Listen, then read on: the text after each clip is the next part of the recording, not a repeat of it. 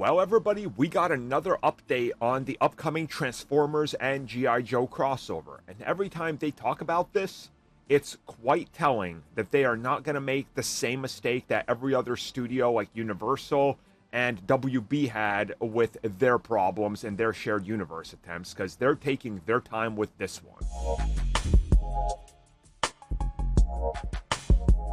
Every shared universe outside the MCU tackled it this way, and I'm not including like The Nun and The Conjuring, because that was kind of handled in a different way, and that's a smaller scale, let's put it that way.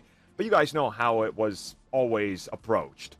We announce one film, and then we say 6 more coming with a shared universe, and we're going to connect all this, and there's going to be crossovers, and you got to watch all of them, and then they fail.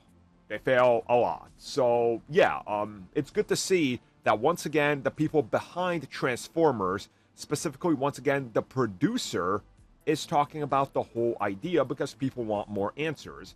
And when they asked everybody there, especially the producer who's in charge of G.I. Joe and Transformers, how are you guys going to handle this, and when are we getting a new G.I. Joe film?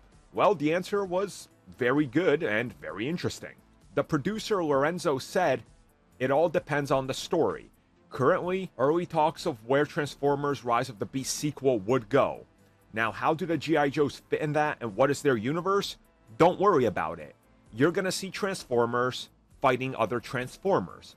It just so happens that one side or the other is going to feature G.I. Joe characters.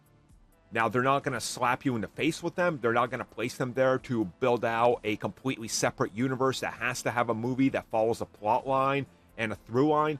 No, instead they're going to handle this in the same way that they handled every other Transformers film. The Transformers always have human allies. It just so now happens that there's a top secret organization that's G.I. Joe, and that's their ultimate ally. And it just so happens that that organization is fighting a super commando squad of villains / terrorists out there called Cobra.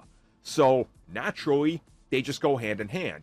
And it makes sense that Cobra is going to try to ally themselves with the bad, evil Decepticons / robots, and the Autobots and G.I. Joes are going to, of course, have an agreement to work together because they both want the same thing, to save the planet. So it's a natural story. That's what they're going for. To me, perfection. Chef's kiss.